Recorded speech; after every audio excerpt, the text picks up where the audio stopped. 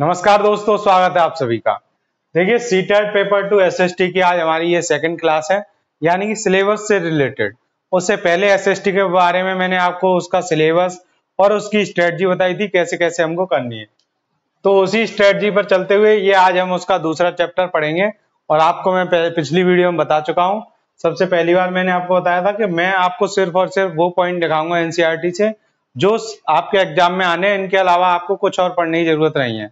फिर भी किसी बच्चे का ज्यादा एक्स्ट्रा पढ़ने का मन है या फिर डिटेल में पूरा चैप्टर पढ़ने का मन है, तो डिस्क्रिप्शन में टेलीग्राम का लिंक दिया है। आपको इसी वीडियो के नीचे इसकी जो पीडीएफ है पूरे चैप्टर की, वो आपको एनसीईआरटी की किताब की मिल जाएगी। तो आप वहां से पूरा चैप्टर देख सकते हैं और वहीं से ये मेन पॉइंट उठाए गए हैं। इनको मैं एक एक करके आपको समझाऊंगा। तो सबसे पहले हम पढ़ेंगे भूमि के बारे में, फिर पढ़ेंगे मृदा, जल, प्राकृतिक वनस्पति और वन्यजीव संसाधन। ये सब संसाधन वाले सिलेबस में आ जाएंगे। अभी मैं इसका क्वेश्चन भी दिखाऊंगा जो पिछली जुलाई 2024 वाले में आया हुआ है।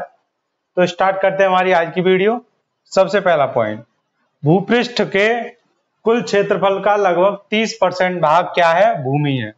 अब ये मान लीजिए ये हमारी पूरी पृथ्वी है, इसके 30% हिस्से पर क्या है? भूमि है। तो ये पूरा क्या है? 30% हिस्सा निकाल दिया हमने अलग से, ये क्या है? भूमि है। अब अगला पॉइंट क्या दिया है? और ये बाकी का जो 70% है ये क्या रह गया? ये रह गया जल, समुद्र। ठीक है। अब अगला पॉइंट दिया है विश्व की 90% जनसंख्या भूमि के 30% भाग पर ही रहती है। अब पूरी 90% जनसंख्या भूमि के कितने परसेंट भाग पर रहती है? 30 पर। ये तो 30% भूमि थी। अब इसके भी 30% पर, इतने पर मान लीजिए, और ये रह गया नीचे का क्या? 70%। यहां पर कोई नहीं रह रहा। क्या है ये? 70% भूमि। और 30% भूमि पर कितनी है? ये 30% भूमि।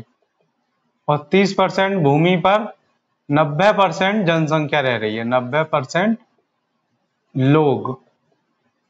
अब बाकी 10% लोग कहाँ रह रहे हैं? उत्तर में पोल पर रहते हैं पृथ्वी के, और साउथ पोल और नॉर्थ पोल पर। इसको साउथ पोल बोलेंगे, इसको नॉर्थ पोल बोलेंगे। यहाँ पर रहते हैं। और कुछ लोग विरल, मतलब इधर उधर बिखरे हुए रहते हैं। ठीक है। तो इसका मतलब ये हुआ 30%। इस पूरे में से पहले हमने भूमि का हिस्सा निकाल लिया।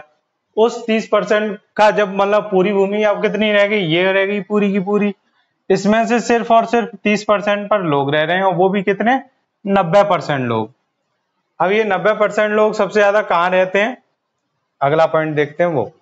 भूमि और जलवायु के भिन्न भिन्न लक्षणों के कारण विश्व के विभिन्न भागों में जनसंख्या का वितरण क्या है? असमान है। हर एक जगह की जो भूमि है उसकी अलग अलग प्रकार होते हैं, जलवायु अलग अलग प्रकार की होती है, और जो उनके अलग अलग लक्षण होते हैं उसके कारण ही विश्व के विभिन्न जितनी भी जगह हैं वहां पर जनसंख्याओं का वितरण कैसा रहता है? असमान रहता है। अगला पॉइंट दिया है उर्वर मैदानों और नदी घाटियों में कृषि के लिए उपयुक्त भूमि उपलब्ध है। उर्वर मैदान कौन से होते हैं? जो नदी घाटियों के आसपास होते हैं, और नदी घाटियों में खुद कृषि के लिए क्या है? भूमि उपलब्ध रहती है, कि जिससे हम अच्छी खासी खेती कर सकते हैं। इसलिए ये स्थान विश्व के सबसे ज्यादा जनसंख्या वाले, यानी कि सघन बसे क्षेत्र हैं। सघन का मतलब क्या है? जहां पर ज्यादा जनसंख्या होती है, बहुत ही भीड़ भाड़ वाली क्षेत्र। इसके अलावा जैसे मरुस्थल है और पहाड़ हैं, वहां पर क्या है? जनसंख्या कैसी है? सघन नहीं है, वो है विरल, बहुत ही कम मात्रा में लोग रहते हैं। तो इन पॉइंटों से हमको ये समझ में आ गया कि भूमि के अलग अलग प्रकार होने के कारण उनकी जनसंख्या लोगों की अलग अलग रहती है, और टोटल पूरी पृथ्वी पर सिर्फ 30% ही भूमि है। उस 30% का भी 30% सिर्फ और सिर्फ, जैसे ये मान लीजिए, आपको डिटेल में मैं समझाता हूं कि ये बहुत बड़ा कोई भूमि है, हमारी भूमि का क्षेत्र है। इसमें से पूरे क्षेत्र में यहां तक पानी भरा हुआ है। तो ये कितना है? 70% पर क्या पानी भरा हुआ है? बचा ये 30%। इस 30% पे क्या है? भूमि है।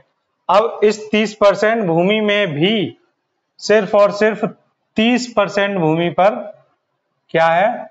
लोग रहते हैं, और बाकी के 70% पर क्या है? यहाँ पे पहाड़ हैं, कहीं मरुस्थल है और कहीं पर ऐसी ऐसी जगह हैं जहाँ पर लोग जा भी नहीं सकते, बर्फ से घिरे हुए क्षेत्र हैं, तो वहां पर सिर्फ 10% लोग रह रहे हैं। तो ये है पूरी बात का कहने का मतलब। तो आपको इस बात से इतना क्लियर हो जाना चाहिए, जब तक आप इसको क्लियर नहीं करोगे तब तक आगे समझ नहीं आएगा। भूपृष्ठ का मतलब पूरी पृथ्वी के क्षेत्र का 30% भाग, यानी ये पूरी पृथ्वी है, इसका सिर्फ 30% ये वाला था। अब विश्व की 90% जनसंख्या 30% भाग पर रहती है, तो ये जो 30% बची हुई जमीन है, इसके यहाँ पर ही 90% लोग रहते हैं, और बाकी 10% ये जो बची हुई 70% भूमि रहेगी, तो वहां पर 10% लोग रहते हैं। इसके बाद भी काफी अच्छे अच्छे क्वेश्चन और पॉइंट हैं, देखते हैं आगे। देखिए, भूमि के कुछ प्रमुख उपयोग लिख रखे हैं जो कि एनसीईआरटी में दिए हैं, जैसे कृषि, वानिकी, खनन, सड़कों और उद्योगों के निर्माण में। तो भूमि का हम इन चीजों में मुख्य रूप से उपयोग करते हैं। अगला पॉइंट दिया है स्वामित्व, यानी कि जिसका मालिक कौन है उसके आधार पर भूमि दो प्रकार की होती है। तो उन दो प्रकारों में पहला दिया है निजी भूमि। जो निजी भूमि, जिसको इंग्लिश में प्राइवेट बोल सकते हैं हम, और सामुदायिक को पब्लिक बोल सकते हैं, पब्लिक के लिए जो है एक तरीके से। तो जो निजी भूमि है वो व्यक्तियों के स्वामित्व में होती है। जितने भी व्यक्ति हैं उनकी जो उसका अधिकार है उन्हीं के ऊपर होगी, ठीक है। उसका यूज उन्हें कैसे करना है उनके ऊपर है। दूसरा दिया है सामुदायिक, इसमें समुदाय के स्वामित्व में होती है भूमि। तो जो सामुदायिक भूमि है वो समुदाय यानी कि बहुत सारे लोगों के स्वामित्व में होगी। अब इसमें क्या क्या होता है, चारा होता है, फलों का उत्पादन होता है, नट यानी कि औषधीय बूटियां होती हैं। मैंने नट वर्ड इसलिए लिख रखा है, इसी का अर्थ होता है औषधीय बूटियां। तो इसके इस्तेमाल के लिए कौन सी भूमि की यूज की जाती है, सामुदायिक भूमि। अब सामुदायिक भूमि का ही दूसरा नाम क्या है, साझा संपत्ति संसाधन। तो इसका दूसरा नाम है साझा संपत्ति संसाधन। अब आप ये देखिए कि जो भूमि का उपयोग है, अब हमारे लिए भूमि उपयोगी है तभी तो ये हमारी संसाधन है। ऐसे ही इसमें जितनी भी चीजें दी हैं ये काफी इंपॉर्टेंट है इंसान के लिए, और जो भी चीज हमारे लिए इंपॉर्टेंट या यूजफुल है वो सब क्या कहलाती हैं, संसाधन कहलाती हैं। अब हम अपना अगला पॉइंट देखते हैं। वर्तमान में कृषि और निर्माण संबंधी गतिविधियों के प्रसार मतलब कोई भी चीज को बढ़ाना। अब ये चीजें बढ़ती जा रही हैं, कृषि भी बढ़ती जा रही है जनसंख्या बढ़ने के कारण, और निर्माण संबंधी गतिविधि जो भी हम फैक्ट्री वगैरह बना रहे हैं उनके प्रसार होते आ रहे हैं, वो बढ़ती जा रही हैं। और उनके बढ़ने के कारण क्या हो रहा है, निम्नीकरण यानी कि जो भूमि हमारे उपयोग के लिए थी और जो अभी तक जिस तरीके से खाली थी कृषि के लिए, उस पर नदियां बह रही थी, अब वहां बांध बन रहे हैं, तो नहरें बन रही हैं, तो अब उसका क्या हो रहा है, भूमि का निम्नीकरण हो रहा है। जो मैंने आपको बताया था 30% भूमि पर 90% लोग रहते हैं, तो यहाँ पर क्या है, अब ये 30% तो घट रही है, ये जा रही है माइनस में, और ये लोग बढ़ रहे हैं प्लस में। तो इस वजह से जो हो रहा है, अगर लोग बढ़े और भूमि घटे तो इसको बोलते हैं हम निम्नीकरण। दूसरा दिया है भूस्खलन, यानी कि एकदम भूकंप आना और जमीन का फटना, ये सब क्या कहलाते हैं, भूस्खलन। मृदा अपरदन, इसमें क्या होता है, जो मिट्टी है वो एक जगह से दूसरी जगह घटती जाती है, और कहीं पर पहाड़ों पर जहां उसका कोई यूज नहीं है वहां जाती है, या फिर वो नदियों के द्वारा इधर उधर बह जाती है, जिससे क्या होता है, हमारी जो कृषि के लिए भूमि है, अच्छी भूमि, वो वहां से चली जाती है और भूमि कैसी हो जाती है, बंजर हो जाती है। अब मरुस्थलीय पर्यावरण के कारण, जो मरुस्थलीकरण यानी कि जैसी भी भूमि है वो बंजर हो जाएगी, तो वहां पर क्या बन जाएगा, मरुस्थल बन जाएगा। और इसके पर्यावरण का मतलब ये है कि वहां का जो टेम्परेचर है, जब आप वन वगैरह कम कर दोगे तो टेम्परेचर यानी कि पर्यावरण में बदलाव होगा, जिसकी वजह से भूमि कैसी हो जाएगी, मरुस्थल की तरह हो जाएगी। तो ये सारे क्या है, प्रमुख खतरे हैं। अगर कृषि और निर्माण संबंधी गतिविधियों के जो प्रसार हो रहे हैं वो ऐसे ही होते रहे तो ये खतरे क्या होंगे, बढ़ते जाएंगे। देखते हैं इससे आगे। अब देखिए, अगर भूमि का हमने बताया कि निम्नीकरण वगैरह जो भी भूमि के हानि थी वो बताई थी अभी मैंने आपको, कैसे उसका निम्नीकरण होता है, कैसे उसका जो अपर्दन है वो होता है, अपक्षय कैसे होता है भूमि में। अब भूमि के संरक्षण की बात करेंगे हम, कैसे भूमि संसाधन का संरक्षण किया जाए।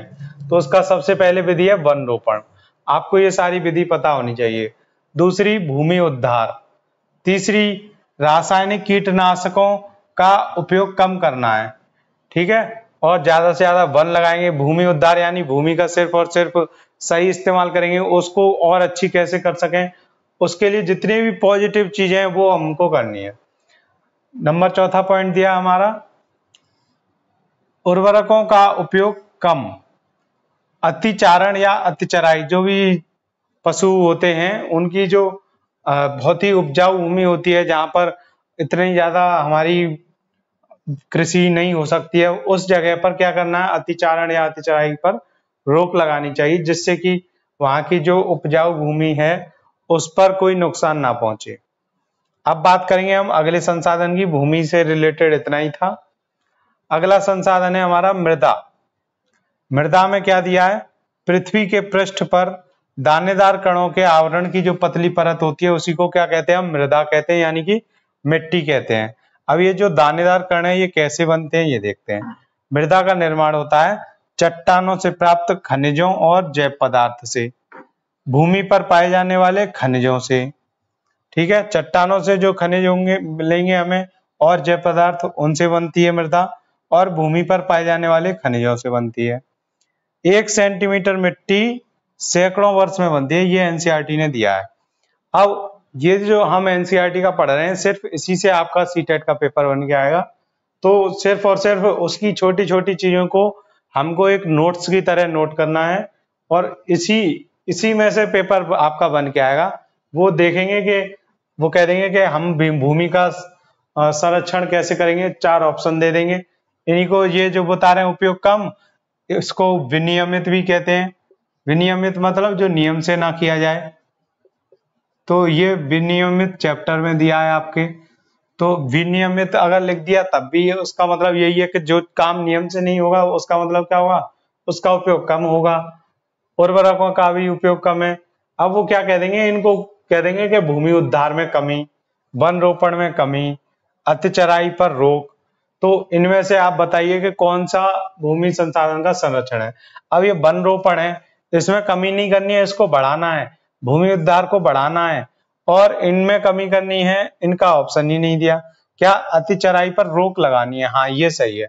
तो ऐसे करके आपको अपने क्वेश्चन के आंसर देने हैं। देखते हैं हम अगली स्लाइड। तो आप ये स्क्रीन पर फोटो देख रहे होंगे, इसमें मृदा के बारे में बताया गया है, मृदा निर्माण को प्रभावित करने वाले कारक, कैसे मृदा का निर्माण होता है और वो किन कारकों से प्रभावित होती है।